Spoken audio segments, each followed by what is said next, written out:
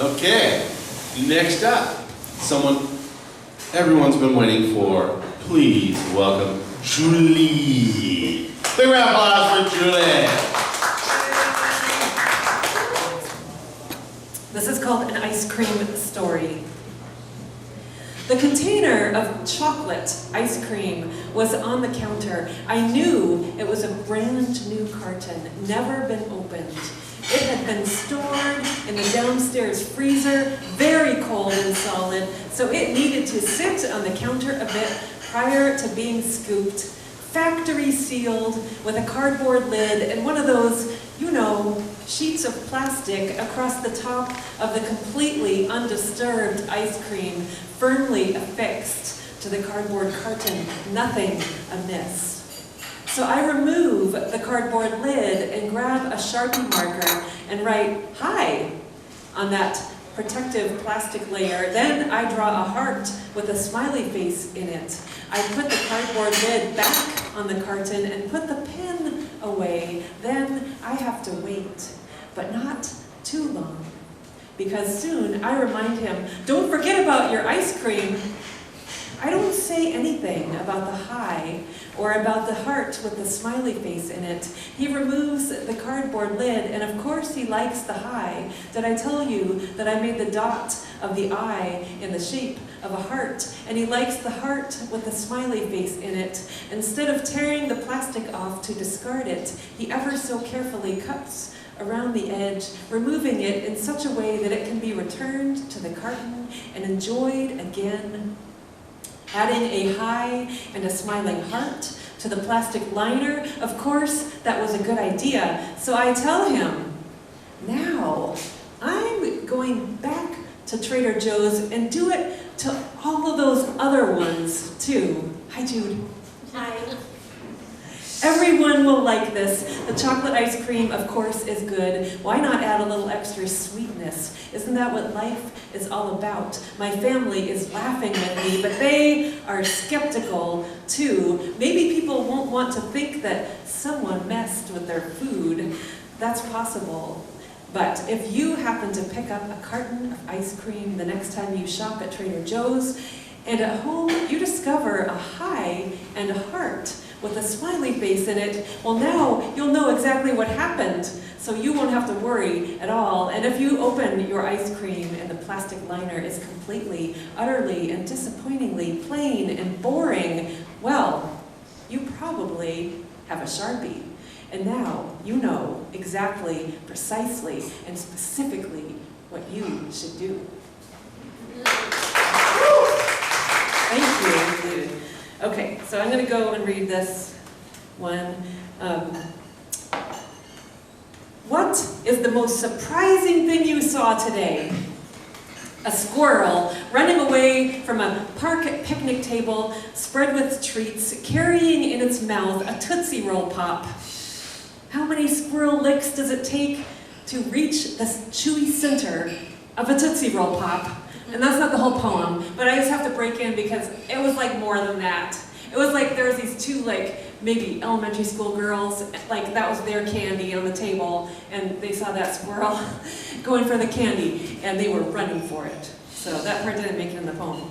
What is the most delightful scent you encountered today? Well, food was cooked at the park. Fragrant spices reminded me of the delicious plate of food I shared with my friend after he played the music at a naming ceremony for a Gambian baby, and the leftovers his aunt sent home with me. What is the best thing you heard today? Musical sounds from percussive playground equipment reminded me of my anticipation while approaching a Zimbabwean marimba band after parking far away, trying to pinpoint its location while sound bounced off buildings, finally emerging into that explosion of sound. What is the best thing you learned today? There are 2 secret songs on an album released 20 years ago by one of my favorite musicians who will be 1 month gone tomorrow, and I've been listening farther and deeper than I ever had. What is the best thing you tasted today? The chicken salad I made using my friend's favorite kind of apple, just the right amount of celery, green onions from the garden, and which reminds me of the chicken salad sandwich my sister and I shared at a market in Eugene more than 2 decades ago. What is the best thing you felt today? The realization I'm having again right now that everything is connected.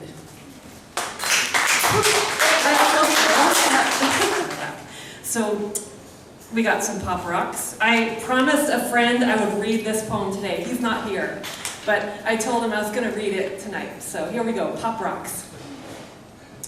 Oh, and the reason, I told him it's because, he went on a train trip from Boston to Washington, back home.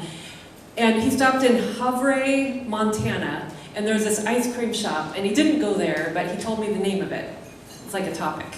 And I looked it up on the internet, found some pictures, and there's pop rocks. I counted 11 kinds just in the photo. Wow. Yeah.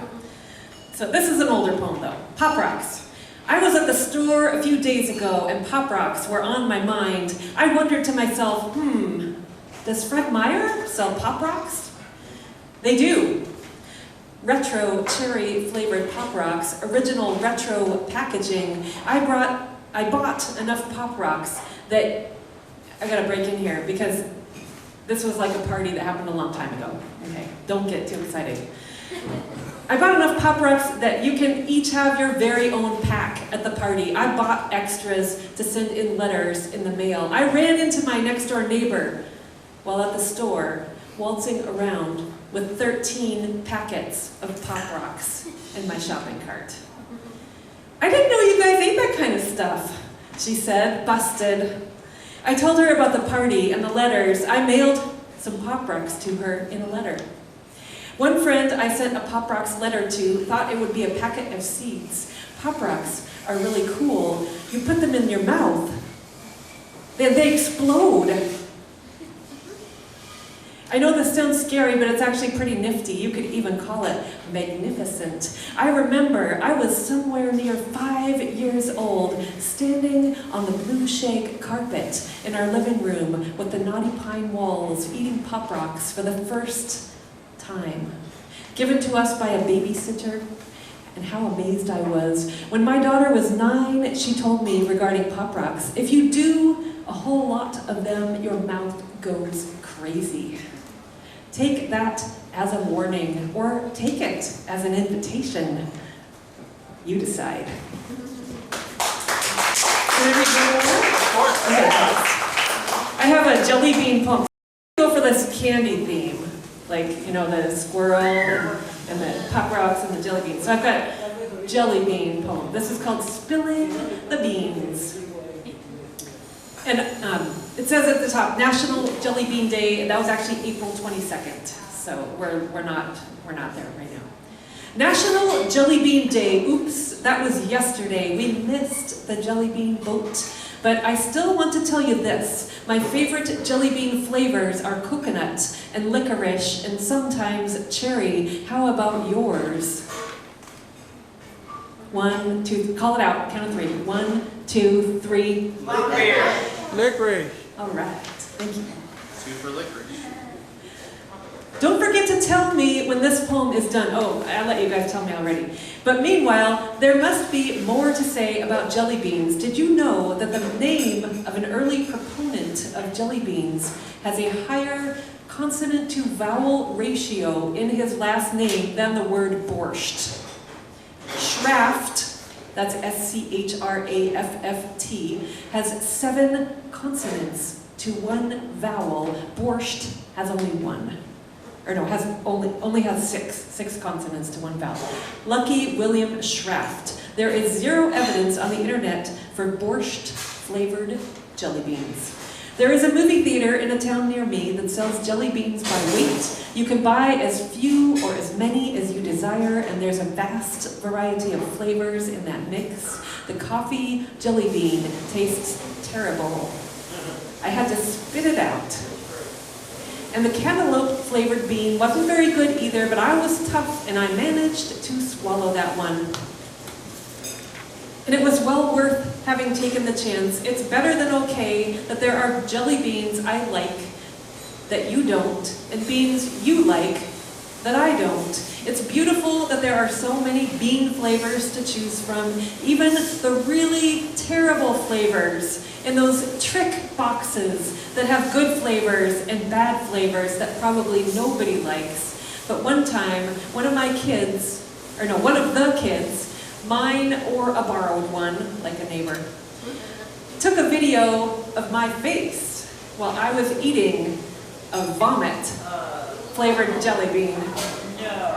I didn't know it was going to be that one, and you can tell when I figure it out that it wasn't a good bean. I still remember all of us laughing at the video. The fun of that was much bigger than the terribleness of the flavor. I only knew I wanted to write a poem about jelly beans, and here we are at the end of it, and here I am patiently waiting to learn which kind of jelly bean is your favorite kind of jelly bean. You can pick more than one. Let's do it again because you can do it louder this time. I forgot that was at the end of the poem. So on the count of 3, shout your favorite jelly bean. 1, 2, 3. Licorice! I think there's a lot of licorice ones in there. There are. Thank you, everyone.